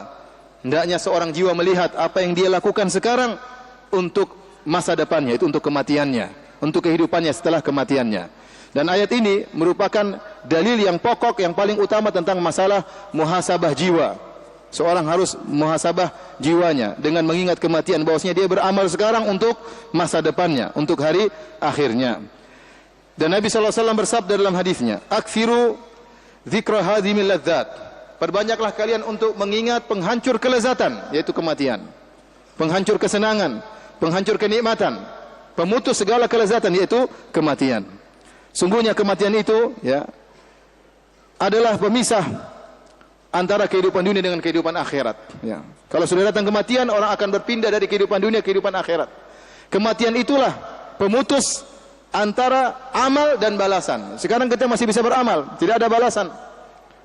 Tatkala kita meninggal dunia sudah tidak bisa beramal lagi, kita akan masuk pada pembalasan dari Allah Subhanahu wa taala. Yang jadi permasalahan, seringkali kematian itu datang dengan tiba-tiba, tanpa diperhitungkan terlebih dahulu, tanpa diduga terlebih dahulu. Kata Allah Subhanahu wa taala, "Wa ma tadri nafsun madza taksibu ghadan, wa ma tadri nafsun bi ayyi ardin tamut." Satu jiwa tidak tahu apa yang dia kerjakan besok, dan satu jiwa tidak tahu di mana dia akan meninggal dunia. Betapa banyak orang berangan-angan untuk hidup puluhan tahun lagi. Ternyata keesokan hari dia meninggal dunia, atau ternyata hari itu dia meninggal dunia. Ya. Padahal dia masih muda. Betapa banyak orang keluar dari rumahnya, tidak terbetik dalam benaknya 1% pun dia akan meninggal dunia. Rencananya banyak, ingin hidup puluhan tahun lagi, asyara sanawat. Tetapi ternyata dia dipanggil oleh Allah Subhanahu wa taala tanpa dia duga. Ya, kematian sering datang dengan tiba-tiba.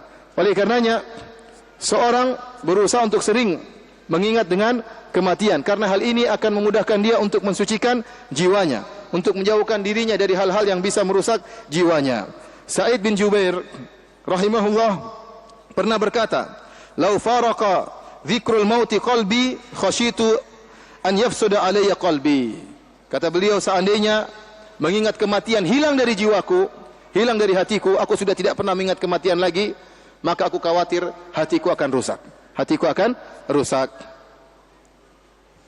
قال سفيان بن عيينة يقول إبراهيم التيمي رحمه الله: مثلت نفسي في الجنة، أي تصورت أن القيامة قامت وأنني في الجنة آكل ثمارها وأشرب من أنهارها وأعانق أبكارها، ثم مثلت نفسي في النار آكل من زقومها وأشرب من صديدها وأعالج سلاسلها وأغلالها، فقلت لنفسي: أي نفس، أي شيء تريدين؟ قالت: أريد أن أرد إلى الدنيا فأعمل صالحا. قال: قلت: فأنت في الأمنية فاعملي. هذا كلام عظيم جدا. أيضا قل لنفسك: يا نفس، إن أنا مت من يصلي عني؟ من يصوم عني؟ من يتصدق عني؟ من يتوب عني من ذنوبي وتفريطي؟ نعم. Sufyan ibn Uyainah rahimahullahu ta'ala pernah berkata, yaqulu Ibrahim At-Taimi, sungguhnya Ibrahim At-Taimi pernah membuat perumpamaan. Dia mengatakan, aku menghayalkan tentang jiwaku seakan-akan aku berada di surga, kemudian aku memakan dari buah-buahan yang ada di surga, kemudian aku minum dari sungai-sungai yang ada di surga, kemudian aku memeluk para bidadari-bidadari yang ada di surga. Kemudian aku membayangkan seandainya jiwaku berada di neraka jahanam.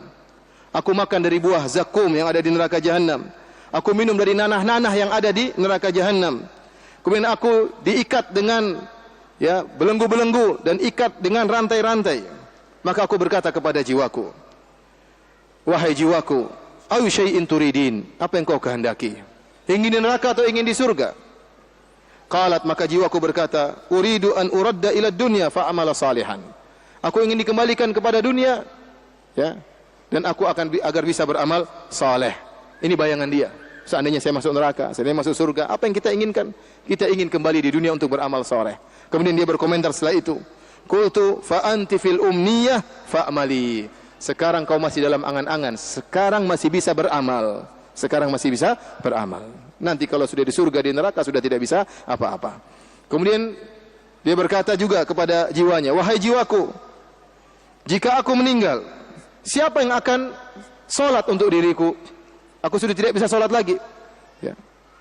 Kemudian siapa yang akan berpuasa sebagai pengganti puasaku? Aku sudah tidak bisa berpuasa lagi. Siapa yang mau bertobat untukku? Aku sudah tidak bisa bertobat lagi. Sudah meninggal, sudah tidak bisa bertobat. Selesai. Kemudian siapa yang bisa memohon ampunan untuk dosa-dosaku dan pelanggaran-pelanggaranku? القاعدة الثامنة: تخير الجلساء وانتقاء الرفقاء والأصحاب، لأن الصاحب ساحب ومؤثر في صاحبه ولا بد. وإذا كان الصاحب خيرا كان عونا على صاحبه على الخير، وإن كان فاسدا كان عونا على صاحبه على الشر. ولهذا ضرب النبي صلى الله عليه وسلم في هذا مثلا، قال: مثل الجليس الصالح ومثل الجليس السوء كحامل المسك ونافخ الكير. فحامل المسك إما أن تبتاع منه أو أن يحذيك أو أن تجد منه رائحة طيبة، ونافخ الكير إما أن يحرق ثيابك أو تجد منه رائحة خبيثة.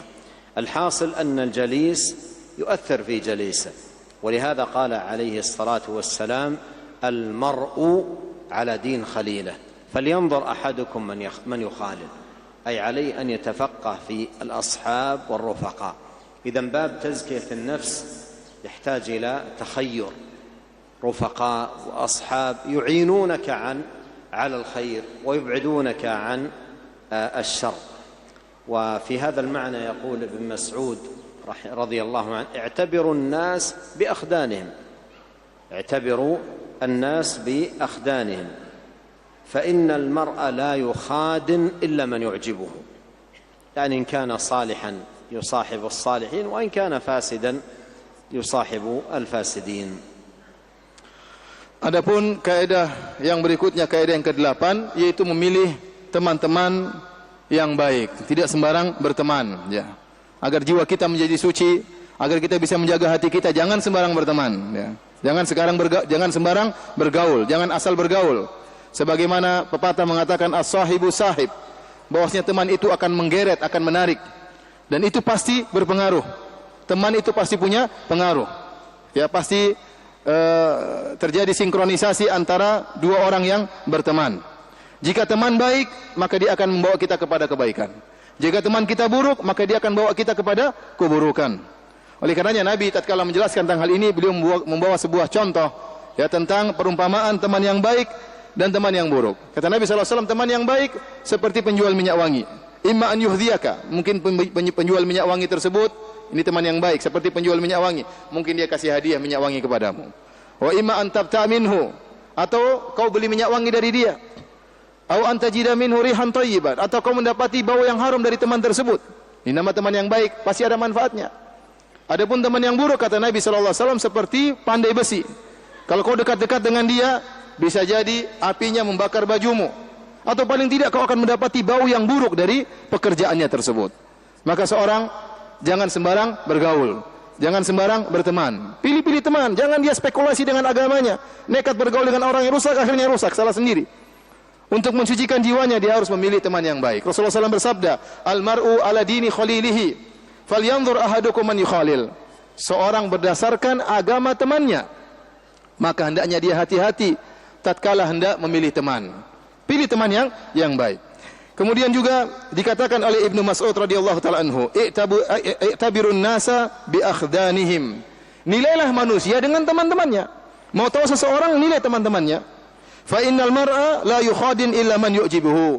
Karena seorang tidak akan bersahabat, tidak akan berteman dekat kecuali kepada orang yang dia sukai, yang cocok dengan dia.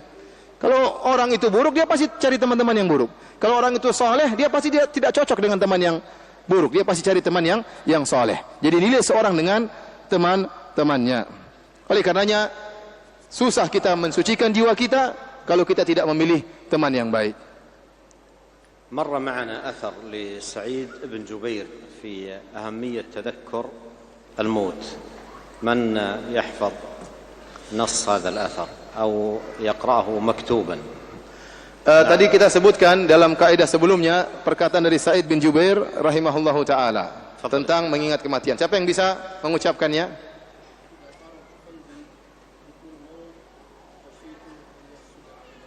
Ahsant, jazakallahu khairan. Masya Allah, jazakallahu khairan. Ya memang Ustadz masalahnya bisa jawab. Silakan Ustadz.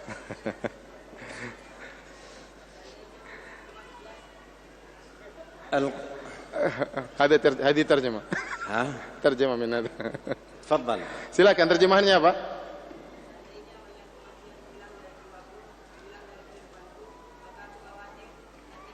Masya Allah.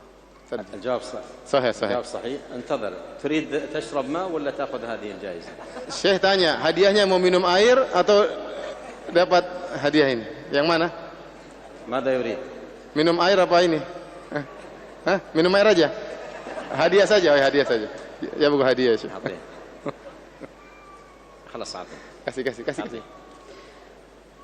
القاعدة التاسعة: الحذر من العجب والاغترار بالنفس. الحذر من العجب والاغترار بالنفس. وهذه مهمة جدا في باب التزكية. الله جل وعلا يقول فلا تزكوا أنفسكم هو أعلم من اتقى.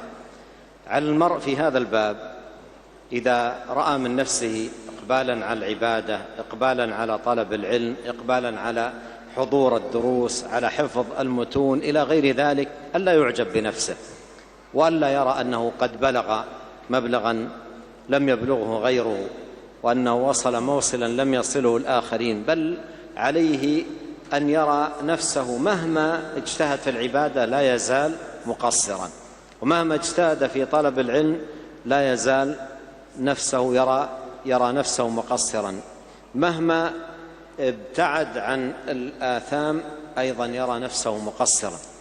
إذا كان أبو بكر رضي الله عنه وهو صديق الأمة وخيرها وأفضلها لما سأل النبي صلى الله عليه وسلم أن يعلمه دعاء يدعو الله به في صلاته وفي رواية في بيته، قال قل اللهم إني ظلمت نفسي ظلما كثيرا ولا يغفر الذنوب إلا أنت فاغفر لي مغفرة من عندك وارحمني إنك أنت الغفور الرحيم. إذا كان النبي صلى الله عليه وسلم علم أبا بكر رضي الله عنه وهو من هو أن يقول اللهم إني ظلمت نفسي ظلما كثيرا، فكيف بمن هو دونه رضي الله عنه وأرضاه. Kemudian kaidah yang ke-9 yaitu berhati-hati waspada dari sifat ujub ya, dengan diri, bangga dengan diri sendiri ya. Merasa diri hebat. Hati-hati dengan penyakit ini karena penyakit ini akan merusak kesucian jiwa. Allah Subhanahu wa taala berfirman, "Fala tuzakku anfusakum." Janganlah kalian menyatakan diri kalian suci. Ya, Allah melarang seorang menyatakan dirinya hebat, dirinya suci ya. Oleh karenanya jika seorang memandang dirinya semangat dalam menuntut ilmu, semangat dalam beribadah, semangat dalam bersedekah, semangat dalam berdakwah, maka jangan dia terpedaya. Seakan-akan saya sudah mencapai sesuatu yang tidak dicapai oleh teman-teman saya. Saya telah menghafal hafalan yang tidak dicapai oleh teman-teman saya. Saya telah semangat untuk ilmu tidak seperti teman-teman saya. Maka jangan sampai dia kemudian ujub dengan dirinya, karena itu akan merusak kesucian jiwanya. Demikian juga jika seorang berhasil menjauhkan dirinya dari berbagai macam kemaksiatan, dia tidak begini, tidak begitu, orang-orang terjerumus, jangan juga dia kemudian ujub dengan dirinya. Jangan dia ujub dengan diri, karena semua itu tidak mungkin dia lakukan kecuali dengan izin Allah Subhanahu wa taala. Ya, barang siapa yang ujub dengan dirinya, maka dia telah merusak kesucian jiwanya. Perhatikan Abu Bakar radhiyallahu taala anhu. Kita tahu siapa Abu Bakar?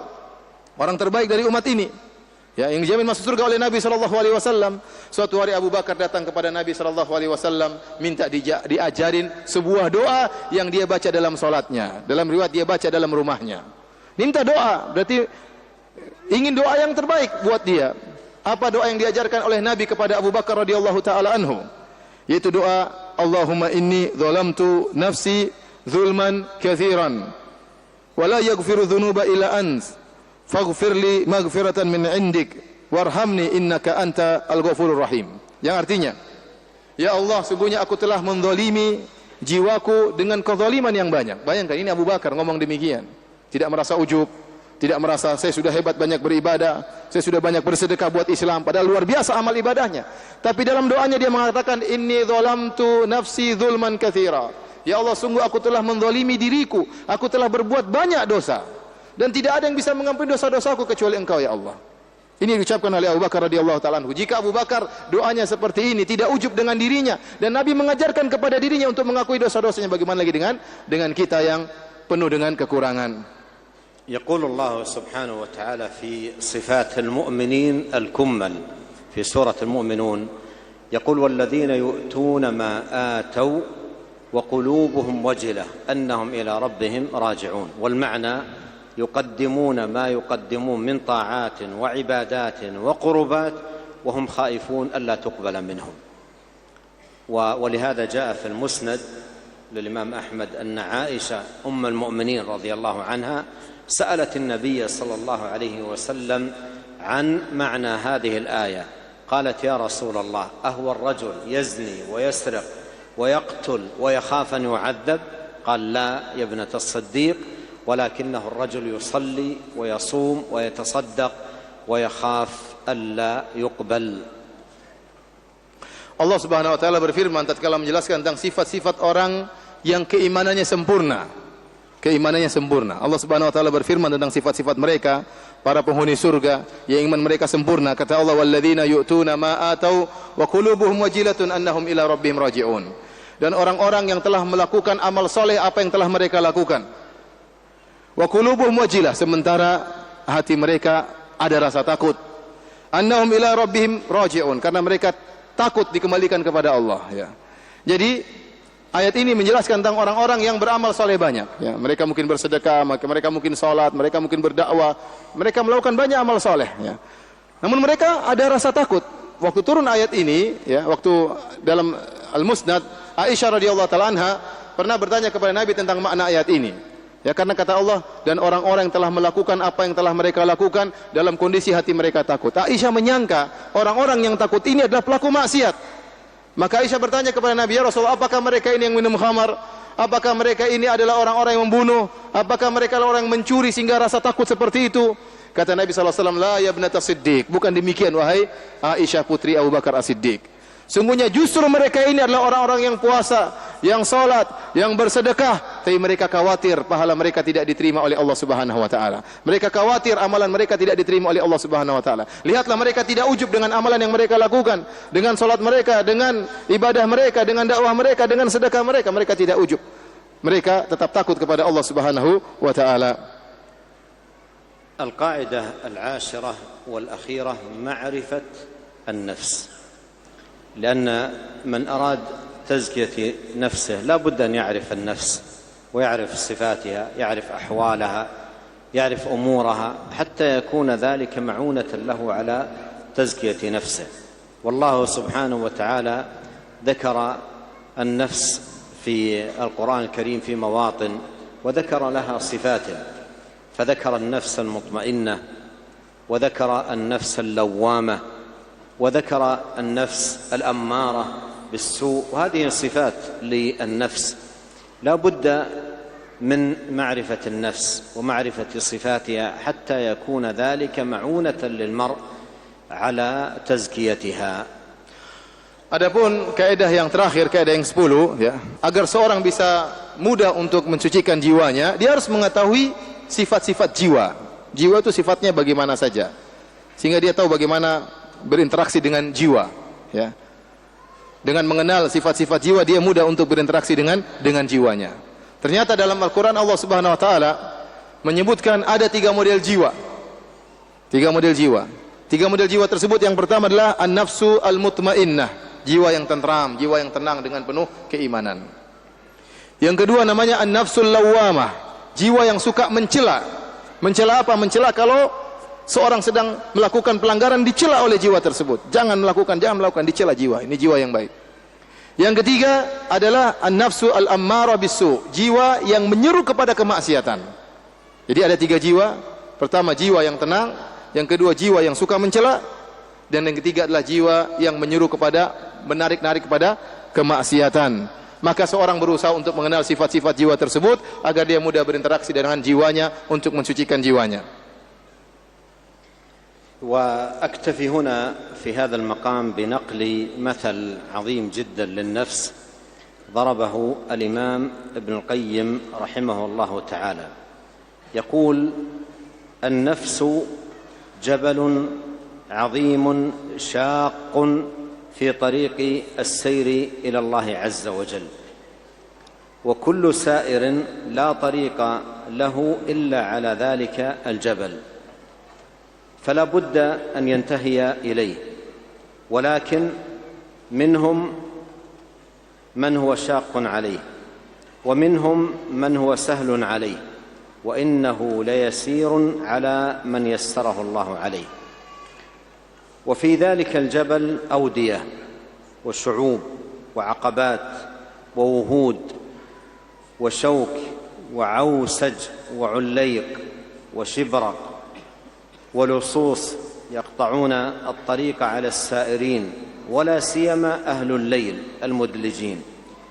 فإذا لم يكن معهم عدد الإيمان ومصابيح اليقين تتقد بزيت الإخبات وإلا تعلقت بها تلك الموانع وتشبثت بها تلك القواطع وحالت بينهم وبين السير، فإن أكثر السائرين فيه رجعوا على أعقابهم لما عجزوا عن قطعه واقتحام عقباته. والشيطان على قلة ذلك الجبل أي أعلاه يحذر الناس من صعوده وارتفاعه ويخوفهم منه، فيتفق مشقة الصعود وقعود ذلك المخوف أي الشيطان على قلته وضعف عزيمة السائر ونيته، فيتولد من ذلك الانقطاع والرجوع، والمعصوم من عصمه الله. وكلما رقى السائر في ذلك الجبل اشتد به صياح القاطع وتحذيره وتخويفه، فإذا قطعه وبلغ قلته انقلبت تلك المخاوف كلهن أمانا، وحينئذ يسهل السير وتزول عنه عوارض الطريق ومشقة عقباته، ويرى طريقا واسعا آمنا يفضي به إلى المنازل والمناهل، وعليه الأعلام وفيه الإقامات قد أعدت لركب الرحمن. فبين العبد وبين السعادة والفلاح قوة عزيمة وصبر ساعة وشجاعة نفس وثبات قلب، والفضل بيد الله يؤتيه من يشاء والله ذو الفضل العظيم. Para hadirin dan hadirat yang dirahmati oleh Allah Subhanahu wa taala, untuk menjelaskan tentang hakikat jiwa dengan kesulitan yang dia hadapi, ya, kita akan membacakan perumpamaan yang dibuat oleh Al-Imam Ibnu Al-Qayyim rahimahullahu taala, ya. Beliau mengatakan bahwasanya jiwa itu, ya, ibarat seperti gunung yang besar yang sulit untuk ditempuh bagi orang yang berjalan menuju kepada Allah Subhanahu wa taala. Namun tidak ada jalan untuk menuju kepada Allah kecuali harus sampai di puncak gunung tersebut. Tetapi di antara mereka ada yang sangat berat untuk sampai ke puncak gunung, dan di antara mereka ada yang mudah untuk sampai ke puncak gunung. Dan sungguhnya perkara itu mudah bagi yang dimudahkan oleh Allah Subhanahu wa taala. Ternyata di gunung tersebut banyak lembah-lembah, banyak syu'ub, banyak jalan yang berkelok-kelok, banyak halangan-halangan, banyak lubang-lubang, banyak duri-duri, ya, banyak, ya, hal-hal yang bisa mengkaitnya, ya. Dan di situ juga ternyata banyak pencuri-pencuri, perampok-perampok yang suka merampok orang-orang yang lewat di jalan tersebut, terutama orang-orang yang berjalan di waktu malam. Maka jika seorang tatkala berjalan menempuh jalan tersebut tidak menyiapkan dirinya dengan persiapan iman, tidak menerangi jalannya dengan lampu keyakinan yang disertai dengan minyak yang bisa menyalakan lampu tersebut dengan minyak kerendahan di hadapan Allah Subhanahu wa taala, maka dia akan terperangkap, maka dia akan terjebak, maka dia akan mundur dan dia akan tertangkap oleh perampok-perampok tersebut. Sungguhnya kebanyakan orang-orang yang berjalan menuju puncak gunung tersebut, mereka akhirnya pulang kembali tatkala mereka tidak mampu untuk melewati halangan-halangan tersebut. Dan ketahuilah bahwasanya syaitan berada di atas puncak gunung tersebut, kemudian mengingatkan, menakut-nakuti manusia yang ingin berjalan menuju puncak gunung tersebut. Maka berkumpullah pada usaha tersebut perkara-perkara yang sulit. Yang pertama ada syaitan yang menakut-nakuti. Yang kedua, sulitnya untuk menanjak gunung tersebut. Dan yang ketiga, ya, lemahnya orang yang sedang berjalan menuju puncak gunung tersebut. Maka akhirnya muncullah keterhambatan. Akhirnya orang mundur dari perjalanan tersebut kecuali orang yang dilindungi oleh Allah Subhanahu wa taala. Setiap orang semakin mendekat kepada puncak gunung, maka teriakan-teriakan semakin keras, godaan syaitan semakin kuat agar dia mundur, ya. Namun jika ternyata dia bisa menghalangi, melewati itu semua, dan dia berhasil pada puncak gunung, ternyata semuanya berubah menjadi keamanan. Ternyata rasa takut tadi semuanya hilang menjadi ketentraman. Maka kemudian dia akan melihat tempat-tempat yang telah disiapkan oleh Allah Subhanahu wa taala di puncak gunung tersebut. Ya, keindahan-keindahan yang Allah siapkan orang-orang yang telah mencapai pada puncak gunung tersebut. Oleh karenanya, antara hamba dengan kemenangan sampai di puncak gunung adalah kekuatan dan azimah, tekad yang kuat, kesabaran, keberanian untuk bisa sampai kepada puncak gunung tersebut. Dan karunia hanyalah di tangan Allah Subhanahu wa taala. Barang siapa diberi karunia oleh Allah untuk bisa menaiki gunung tersebut sampai di pada puncaknya, maka itu adalah karunia yang besar dari Allah Subhanahu wa taala. As'alullah الكريم رب العرش العظيم أن ينفعنا أجمعين بما علمنا وأن يزيدنا علما وتوفيقا وأن يصلح لنا شأننا كله إنه تبارك وتعالى سميع قريب. اللهم آت نفوسنا تقواها زكها أنت خير من زكاها أنت وليها ومولاها.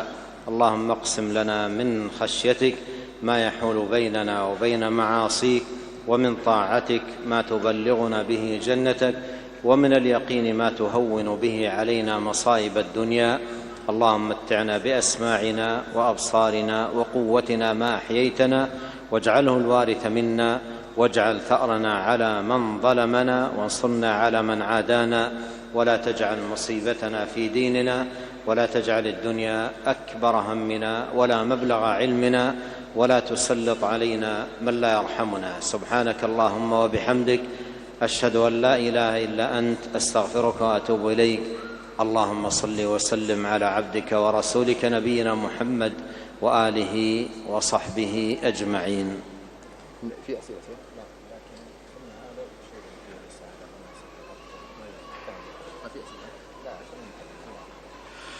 Demikian para hadirin dan hadirat yang dirahmati Allah Subhanahu wa taala, tadi Syekh menutup pengajiannya dengan doa-doa yang indah ya, agar Allah Subhanahu wa taala memberikan kita tambahan ilmu, menjadikan ilmu yang Allah ajarkan kepada kita bermanfaat bagi kita, dan agar Allah Subhanahu wa taala menganugerahkan kepada kita jiwa yang suci ya, dan menjauhkan kita dari keburukan-keburukan jiwa. Sungguhnya Allah Subhanahu wa taala adalah penolong jiwa dan dialah pemilik jiwa-jiwa kita. Kemudian saya juga berdoa agar Allah Subhanahu wa taala menganugerahkan kepada kita rasa takut yang menghalangi kita dari bermaksiat kepada Allah Subhanahu wa taala, dan agar Allah mudahkan kita untuk taat kepada Allah ya, agar Allah memberikan kepada kita keyakinan yang membantu kita untuk menghadapi musibah-musibah yang ada di dunia ini. Dan doa-doa yang lainnya, di akhir pengajian saya ingin ingatkan kepada para hadirin hadirat, insyaallah pengajian yang kita sampaikan ini ya, ada risalah ditulis oleh beliau ya, kutayib, kitab kecil tentang apa yang materi telah kita dengarkan tadi. Mudah-mudahan diterjemahkan dalam waktu yang dekat, mudah-mudahan nanti bisa didapati oleh para hadirin sekalian ya. Demikian saja ya kajian kita. Mohon maaf tidak ada tanya jawab ya, karena kita harus ke bandara, jangan sampai terlambat penerbangan. Semoga pertemuan kita diberkahi oleh Allah Subhanahu wa taala. Sebagaimana Allah kumpulkan kita di tempat yang mulia ini, semoga Allah kumpulkan kita di surganya kelak. Amin ya rabbal alamin. Kita tutup kafaratul majlis. Subhanakallah bihamdik, asyhadu alla ilaha illa anta, astaghfiruka wa atubu ilaik. Assalamualaikum warahmatullahi wabarakatuh. Assalamualaikum warahmatullahi wabarakatuh.